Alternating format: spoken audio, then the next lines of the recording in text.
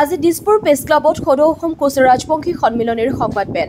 কোচ ৰাজবংশী জনজাতিকৰণৰ দাবীত এই সংবাদমেল আয়োজন কৰা হৈছে। লগতে জুবিন গাৰ্গৰ ন্যায় দাবীত অসম চৰকাৰক দোষীক কঠোৰ শাস্তি দিবলৈ আহ্বান জনাইছে।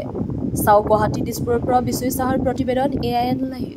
শ্ৰদ্ধাৰ সাংবাদিক বন্ধুসকল, আমি সদৌ অসম কোচ ৰাজবংশীয়ে আজি আপোনালোকৰ দিছপুৰ প্ৰেছ ক্লাবত আহি আপোনালোকক আমাৰ সদৌ অসম কোচ ৰাজবংশী সন্মিলনীৰ কিছু কথা ক'বলৈ ওলাইছোঁ। আপোনালোকে জানে যে নিৰ্বাচন হোৱাৰ লগে লগে আমাৰ অসমৰ মাননীয় মুখ্যমন্ত্ৰীয়ে বিভিন্ন ধৰণৰ কূট কৌশল ৰচনা কৰি থাকে আৰু তাৰে প্ৰতিফলন এইবাৰো আমি দেখিবলৈ পাইছোঁ। তেখেতে ইতিমধ্যে তেখেতৰ যি ব্লু প্ৰিণ্ট, সেই ব্লু প্ৰিণ্ট মতে সকলো কাম কৰি গৈ আছে। ইতিমধ্যে আপোনালোকে দেখিছে, আপোনালোকৰে ছেটেলাইট, আপোনালোকৰে নিউজ চেনেল যোগে বৈদ্যুতিক NK TVত আদিত্য খাকলাৰী ডাঙৰীয়াৰ যোগেদি অসমখনক অশান্ত কৰাৰ, আমাৰ জনগোষ্ঠীসমূহৰ মাজত ভাতৃঘাতী সংঘৰ্ষ লগাই দিয়াৰ যি অপচেষ্টা, সেয়া সঁচাকৈ নিন্দনীয়। আৰু আদিত্য খাকলাৰী ডাঙৰীয়া সেয়া যে মুখ্যমন্ত্ৰী ডাঙৰীয়াৰ নিৰ্দেশত কৰিছে, সেই কথাটো আমি স্পষ্ট হৈছোঁ। এইকাৰণে হৈছোঁ যে যেতিয়াই এই কোচ ৰাজবংশী জনগোষ্ঠীকে ধৰি 6 জনগোষ্ঠীৰ জনজাতিৰ আন্দোলন ভৰপক ৰূপত আৰম্ভ হৈ যায়, তেতিয়াই এই আদিত্য খাকলাৰী এণ্ড কোম্পানীয়ে কাৰোবাৰ অদৃষ্ট নিৰ্দেশত এই আন্দোলনটো মুখীবোৰ কৰাৰ এক চেষ্টা কৰে। আৰু এইবাৰেই তাৰ প্ৰতিফলন আপোনালোকে নিশ্চয় দেখিবলৈ পাইছে। কথা হৈছে, যদি আজি স্বাধীনতাৰ পিছৰ পৰা চোৱা যায়, আজি স্বাধীনতাৰ পিছৰ পৰা এতিয়ালৈকে এইসকল ST প্ৰাপ্ত জনগোষ্ঠীৰ লোকসকলে কিমান উন্নত হৈছে তেওঁলোক, এতিয়ালৈকে কিন্তু তাৰ মাপকাঠি কৰা হোৱা নাই। আপোনালোকে জানে, আমাৰ অসমৰ প্ৰাক্তন মুখ্যমন্ত্ৰী, বৰ্তমানৰ কেবিনেট মন্ত্ৰী, আটাইৰে জনপ্ৰিয় সৰ্বানন্দ সোণোৱাল ডাঙৰীয়া, তেখেতৰ গাঁও ডিব্ৰুগড় মিলনপুৰত যদি যায়, তাত আপোনালোকে দেখিব যে এটাও ঘৰ নাই য'ত নেকি এটা খেৰী ঘৰ আছে, এটা টিনৰ ঘৰ আছে। গোটেই গাঁওখনে কেৱল বিল্ডিং আৰু বিল্ডিং, বিল্ডিং আৰু বিল্ডিং। ইয়াৰ অৰ্থ এইটোৱেই মই বুজাব খুজিছোঁ যে ইতিমধ্যে বৰ্তমান জনজাতি হৈ থকা লোকসকল বহুদূৰলৈকে আগবাঢ়িছে। কিন্তু আপোনালোকে যদি লক্ষ্য কৰে, আমাৰ কোচ ৰাজবংশী গাঁৱত যদি আপোনালোকে সোমাই যায়, তেতিয়াহ'লে দেখিব যিটো ভঙা ঘৰ, যিটো খেৰী ঘৰ, যিটো ভঙা চিঙা টিন পাতৰ ঘৰ, যিটো PMRYৰ যিটো আমাৰ ঘৰ, সেইটো ঘৰ আমাৰ কোচ ৰাজবংশীৰ। আমাৰ কোচ ৰাজবংশীসকল এতিয়া ইমান দুৰ্দশাগ্ৰস্ত। কেৱল এইটো ফালেই নহয়, সকলো ফালে, শিক্ষা দীক্ষা, অৰ্থনৈতিক, ৰাজনৈতিক, সকলো ফালে। আজিৰ দিনত আমাৰ 70 লাখ জনসংখ্যা থকা জনগোষ্ঠীটোৰ এজনো মন্ত্ৰী নাই হিমন্ত বিশ্ব শৰ্মা ডাঙৰীয়াৰ মন্ত্ৰীসভাত। ইয়াতকৈ লজ্জাজনক কথা আমাৰ কাৰণে একো হ'ব নোৱাৰে। আমি বাৰম্বাৰ অনুৰোধ জনাইছিলোঁ তেখেতক যে আমাৰ এজন মন্ত্ৰী দিয়ক। সাংসদ নাছিল, আমাৰ কোনো সাংসদ নাই। আমাৰ এই যোৱা লোকসভা নিৰ্বাচনত বাৰম্বাৰ হেঁচা প্ৰয়োগ কৰাৰ ফলত বৰপেটা লোকসভা সমষ্টিটো আমাৰ এজন জনগোষ্ঠীৰ লোক ফণীভূষণ চৌধুৰী ডাঙৰীয়াক দিছে। এয়া হিমন্ত বিশ্ব শৰ্মা ডাঙৰীয়াত এই জাতিটোৰ প্ৰতি থকা তেখেতৰ যি ভালপোৱা যে নাই, সেই কথাটো আমি স্পষ্ট হৈছোঁ। আমি কৈছোঁ, তেখেতে যদি ভয় কৰিছে যে তেখেতে আকৌ গোটেই অসমখন যদি জনজাতি ৰাজ্য হৈ যায়, মন্ত্ৰী হ'ব নোৱাৰিব, তেখেত মুখ্যমন্ত্ৰী হ'ব নোৱাৰিব, সেইটো যদি ভয় কৰিছে, আমি সেই ক্ষেত্ৰত তেখেতসকলক আঙুলিয়াই দিব খুজিছোঁ যে যদি গৰ্খা জাতিটোত যেনেদৰে ব্ৰাহ্মণ মানুহখিনিও যেনেদৰে জনজাতিৰ কাৰণে যেনেকৈ আন্দোলন কৰি আছে, তেওঁলোকে জনজাতিৰ কাৰণে যি আন্দোলন কৰিছে, ঠিক সেইদৰে ব্ৰাহ্মণ মানুহখিনিৰ কোনো এটা জনগোষ্ঠীৰ মাজত সোমাই তেওঁলোকেও জনজাতিৰ কাৰণে আন্দোলন আৰম্ভ কৰক। আপোনালোকে দেখিছে ইতিমধ্যে আলপাইন কলিতা জনগোষ্ঠীয়ে জনজাতিৰ কাৰণে আন্দোলন আৰম্ভ কৰিছে। সেইদৰে অসমত বাস কৰা প্ৰতিটো জনগোষ্ঠীয়ে, জনজাতি হওক, আমাৰ তাত ক'বলগীয়া একো নাই। আমি কাৰো প্ৰাপ্য বিচৰা নাই, কাৰো পৰা আমি অনুগ্ৰহ বিচৰা নাই। আমি কাৰণ ভাৰতীয় সংবিধানত যদি আপোনালোকে চায় যে কোন হ'ব জনজাতি, তাৰ ব্যাখ্যা ভাৰতীয় সংবিধানত এইদৰে দিয়া আছে যে যিসকল সেইখন ৰাজ্যৰ আদিবাসী, তেওঁলোকে সেইখন ৰাজ্যৰ জনজাতি হোৱাৰ যোগ্য। গতিকে অসমৰ ভূমিপুত্ৰই হ'ল কোচ ৰাজবংশীসকল। আপোনালোক ভালদৰে জানে যে অসমৰ ভূমিপুত্ৰই হ'ল কোচ ৰাজবংশীসকল। যদি কোচ ৰাজবংশীসকল ভূমিপুত্ৰ হয়, যদি ইয়াৰ আদিবাসী হয় আটাইতকৈ, তেতিয়াহ'লে আমি সাংবিধানিকভাৱে অট'মেটিকেলি আমি জনজাতি হ'ব লাগে, কিন্তু আমাক সেইটো কৰা হোৱা নাই। 1996 চনত আমাক যি জনজাতি কৰিছিল ৰাষ্ট্ৰপতিৰ অধ্যাদেশযোগে, তাকো 2002 চনত অতুল বিহাৰী বাজপেয়ী ডাঙৰীয়াই যেতিয়া 142টা জনগোষ্ঠীক জনজাতিকৰণ কৰিলে, তেতিয়াও যেতিয়া 143 নম্বৰত কোচ ৰাজবংশী আহিলে তেতিয়াই বিল পাছ কৰা বন্ধ কৰি দিলে। অৰ্থাৎ এইখন বিজেপি চৰকাৰৰ কোচ ৰাজবংশী প্ৰীতিৰ এয়া নমুনা। আপোনালোকে জানি আচৰিত হ'ব, এইজন মুখ্যমন্ত্ৰীয়ে 2022 চনৰ 1 মাৰ্চত টেলিফোনিক বাৰ্তাযোগে আমাক অনুৰোধ জনাইছিল যে বৃহত্তৰ গুৱাহাটীৰ স্বাৰ্থৰ প্ৰতি লক্ষ্য ৰাখি শিলহাকত থকা আমাৰ চিলাৰায় ভৱনটো ভাঙি দিব, আৰু 6 মাহৰ ভিতৰত তেখেতে আমাক মাটি আৰু গৃহ বনোৱাৰ কাৰণে টকা অনুদান দিব। কিন্তু 2022 চনৰ 1 মাৰ্চ পাৰ হৈ আজি 3 বছৰ উকলি গ'ল। তেখেতে আমাৰ যি স্বাভিমান, যি কোচ ৰাজবংশীৰ স্বাভিমান চিলাৰায় ভৱন ভাঙি দি যি অপৰাধ কৰিলে, তাৰ ফল এইবাৰ তেওঁ 2026 নিৰ্বাচনত পাবলৈ সাজু থাকক। কোচ ৰাজবংশীসকলক লৈ তেখেতে খেলা কৰিছে। তেখেতে ভাবিছে আমি অতি অজলা। হয়, আমি অজলা, আমি অতি সাধাৰণ মানুহ। আমাৰ যি ক'ব লগা আছে আমি সদায় মুখৰ আগত কওঁ, আমি সদায় অনুৰোধ কৰোঁ। কিন্তু এইবাৰ আৰু আমি কোনো কাৰণতে মুখ্যমন্ত্ৰীৰ চলাহী কথাত আমি এইবাৰ ভুল নাযাওঁ। আমি কোনো আদিত্য খাকলাৰীৰ ওচৰত আমি একো ক'ব খোজা নাই, কাৰণ আদিত্য খাকলাৰী কোন হয়? তেওঁ সাংবিধানিক মুৰব্বী নেকি? তেওঁ অসমৰ মুৰব্বী নেকি? তেওঁ এটা সামান্য কোনোবা এটা জনগোষ্ঠীৰ এজন সাধাৰণ সম্পাদক। তেনেকুৱা সাধাৰণ সম্পাদক যদি আজিৰ দিনত বিচৰা যায়, অসমত হয়তো 1000 ওলাব। গতিকে তেখেতৰ কথাত আমাৰ সিমান গুৰুত্ব নাই। কিন্তু আমাৰ গুৰুত্ব এইটোৱেই হৈছে যে তেখেতক ব্যৱহাৰ কৰিছে মাননীয় মুখ্যমন্ত্ৰী ডাঙৰীয়াই, তাৰ প্ৰতিহে আমাৰ ক'ব লগা আছে। আৰু আপোনালোকে দেখিছে আমাৰ জনগোষ্ঠীৰ যি চিনাক্তকৰণ, যি আমাৰ চাৰ্টিফিকেট প্ৰমাণপত্ৰ, সেই প্ৰমাণপত্ৰ আমাৰ আগত আমি সদৌ অসম কোচ ৰাজবংশীয়ে কৰি দিছিলোঁ। কিন্তু এতিয়া কি কৰিলে যে কোচ ৰাজবংশী সন্মিলনীৰ পৰা সেই অধিকাৰখিনি তেওঁলোকে কাঢ়ি ল'লে। কাঢ়ি লৈ তেওঁলোকে আৰম্ভ কৰিলে নতুন খেল। এতিয়া OBC বৰ্ডৰ হাতত দিছে, যাৰ ফলত আপোনালোকে দেখিব আমাৰ কোচ ৰাজবংশী জনগোষ্ঠীৰ চাৰ্টিফিকেট লৈ পেলাই বহুত ACS হ'ল, APS হ'ল, বহুত IS হ'ল।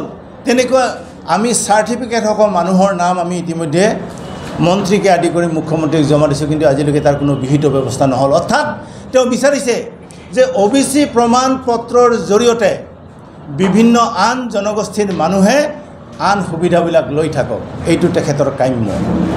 গতিকে আমি তাৰো এইবাৰ প্ৰত্যুত্তৰ আমি তেওঁলোকক দিম যে আমাৰ চাৰ্টিফিকেট লৈ আৰু কোনো হ'ব নোৱাৰে। ইতিমধ্যে তাৰ ব্যৱস্থা আমি গ্ৰহণ কৰিছোঁ। আৰু আপোনালোকে জানেই যে স্বয়ং BTRৰ মুৰব্বী হাগ্ৰামা মহিলাই ডাঙৰীয়া তেখেতে নিজেই কৈছে, তেখেতৰ আপোনালোকৰ জৰিয়তে তেখেতৰ বাৰ্তা তেখেতে দিছে যে এইবাৰ তেওঁলোকে শাসনৰ গাদীত অহাৰ লগে লগে কোচ ৰাজবংশী আৰু আদিবাসীসকলক, যিহেতু BTRত কোচ ৰাজবংশী আৰু আদিবাসীৰ লোক আটাইতকৈ বেছি, গতিকে তেওঁলোকক জনজাতিকৰণ কৰাত তেখেতৰ কোনো আপত্তি নাই। সেই কথাটো তেখেতে বাৰম্বাৰ সংবাদ মেলযোগে ঘোষণা কৰিছে, বিভিন্ন কাকতে পত্ৰই তেখেতে এই কথাখিনি কৈছে। ফলত আমি এইবাৰ কোচ ৰাজবংশী আৰু আদিবাসী ভাইসকলে আমি একেলগে লগ হৈ প্ৰমোদ বড়োক আমি উচ্ছেদ কৰি দিলোঁ। কাৰণ প্ৰমোদ বড়োৱে আমাক লৈ তুচ্ছ তাচ্ছিল্য কৰিছিল। তেখেতে কৈছিল যে যদি জনজাতি হ'ব মন আছে গাহৰি খাওক, যদি জনজাতি মন হ'ব আছে আপোনালোকে শামুক খাওক। এনেকুৱা ধৰণৰ এজন চিফে যদি এনেকুৱা তুলুঙা মন্তব্য ৰাখে, সেয়া অতি দুৰ্ভাগ্যজনক কথা। গতিকে সেইকাৰণে আমি এইবাৰ প্ৰমোদ বড়োক এটা উচিত শিক্ষা দিছোঁ, আৰু তাৰ জৰিয়তে BTRৰ পৰা আমি বিজেপিকৈ এইবাৰ উৎখাত কৰি দিছোঁ। আপোনালোকে যদি লক্ষ্য কৰে, বিজেপিকৈ এইবাৰ আমি BTRৰ পৰা উৎখাত কৰিছোঁ। এইকাৰণে উৎখাত কৰিছোঁ, তেখেতে বিভিন্ন সময়ত বিভিন্ন ধৰণৰ প্ৰলোভন আমাক দি থাকে। এটা সৰু উদাহৰণ আপোনালোকক দিছোঁ যে খালিংদুৱাৰ, মুদৈবাৰী এই সমষ্টিত ৰেখাৰাণী দাসবৰুৱাকে আদি কৰি আমাক টানি অনুৰোধ জনাল যে আপোনালোকে এইবাৰ অন্ততঃ আমাক সহায় কৰক, আপোনালোকৰ কোচ ৰাজবংশীৰ যি দাবী আছে, যি অভাৱ অভিযোগ আছে আমি পূৰণ কৰিম। কিন্তু নিৰ্বাচন শেষ হোৱাৰ লগে লগে তেখেত জিকাৰ লগে লগে আজি আমাৰ কোচ ৰাজবংশী সন্মিলনীৰ ফোন তেওঁলোক ধৰিব নোৱাৰে। অৰ্থাৎ এইটো বিজেপিৰ চৰিত্ৰ। কাৰণ তেওঁলোক যিহেতু বিজেপিত আছে এয়া বিজেপিৰ চৰিত্ৰ আৰু সেই বিজেপিৰ চৰিত্ৰকে তেওঁলোকে প্ৰতিফলন দেখুৱাইছে যে চাওক এইটো আমি কাৰণ মই ক'লোৱেই যে 2022 চনত মুখ্যমন্ত্ৰীয়ে স্বয়ং নিজে কৈছিলে 6 মাহৰ ভিতৰত চিলাৰাই ভৱন বান্ধি দিম 6 মাহৰ ভিতৰত আপোনালোকক মাতি দিম আজিলৈকে নহ'লে গতিকে এয়া তেওঁলোকৰ স্বভাৱ আৰু নিৰ্বাচন হোৱাৰ লগে লগে কথা তেওঁলোকে কূট কৌশল আৰম্ভ কৰি দিয়ে এইবাৰো আৰম্ভ কৰিছে যে নৱেম্বৰৰ 25 তাৰিখে বিধানসভাত তেওঁলোকে এটা প্ৰস্তাৱ ল'ব কি প্ৰস্তাৱ ল'ব যে আকৌ নতুনকৈ আমাক বোলে নতুনকৈ আকৌ RGI পৰীক্ষা যাতে আমাৰ কৰিব নালাগে পাছ কৰাৰ এটা প্ৰস্তাৱ লোৱাৰ এটা আমাক ইতিমধ্যে আমি জানিব পাৰিছোঁ কিন্তু তেখেতে নাজানে যে RGI কে আদি কৰি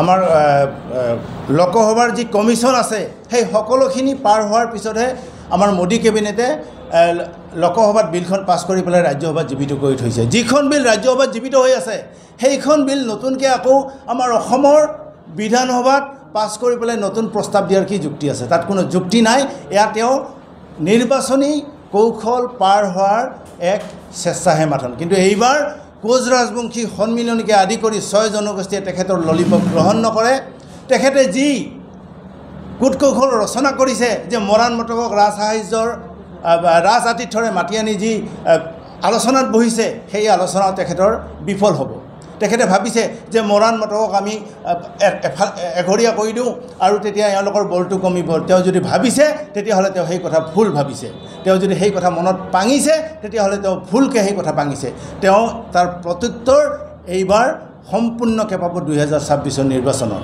গতিকে মই তেখেতক অহা ডিচেম্বৰ মাহৰ আগমুহূৰ্তত এই সকলোবোৰ কথাৰ যদি এক সুমীমাংসা যদি তেখেতে নকৰে তেতিয়াহ'লে 2026ত তেখেত এইবাৰ নিৰ্বাচনত গাদী এৰাটো একেবাৰে খাটাং কাৰণ আমি 15 বছৰ আগত যিদৰে আমাক কংগ্ৰেছে জনজাতি কৰিম বুলি যিহেতু কৰা নাছিলে কংগ্ৰেছক আমি যেনেদৰে গাদীচ্যুত কৰিছিলোঁ এইবাৰ 2026ত বিজেপিয়ে কৰিম বুলি যি ৰাজনীতি কৰিছে যি ললিপপ আমাক দেখুৱাই আছে তাক আমি কোনো কাৰণত গ্ৰহণ নকৰোঁ আৰু 2026ৰ নিৰ্বাচনৰ আগে ডিচেম্বৰ মাহৰ ভিতৰত যদি আমাক জনজাতি নকৰে তেতিয়াহ'লে এইবাৰ বিজেপি চৰকাৰকো আমি যেনেকৈ কংগ্ৰেছক আমি গাদীচ্যুত কৰিছিলোঁ এইবাৰ আমি বিজেপি চৰকাৰকো এইবাৰ আমি গাদীচ্যুত কৰিবলৈ দৃঢ় সংকল্প লৈছোঁ আৰু ট্ৰাইবেল বেল্ট এণ্ড ব্লকত থকা যিখিনি আমাৰ মানুহ ৰাভা হাছঙকে আদি কৰি BTRত সেই সকলো মানুহখিনিক সমমৰ্যাদা দিয়া হোৱা নাই সেয়া তেওঁলোকৰ পৰিকল্পিত চক্ৰান্ত গতিকে সেই Rabha Hasong tribal belt and block BTR আমাৰ কাছাৰত থকা ডিমা হাছাৰত থকা এই গোটেইখিনি মানুহক আমাৰ সমপৰ্যায়ৰ নাগৰিক হিচাপে জীয়াই থকাৰ সুবিধা তেওঁলোকে কৰি দিয়ক গতিকে এই সকলোখিনিকে আগত ৰাখি 2026ৰ নিৰ্বাচনৰ প্ৰতি লক্ষ্য ৰাখি তেওঁ এই গোটেইখিনি আমাৰ যি সমস্যা আছে এই সমস্যাখিনি সমাধান কৰক অন্যথা ইয়াৰ ফল ভুগিবলৈ তেওঁ সাজু থাকক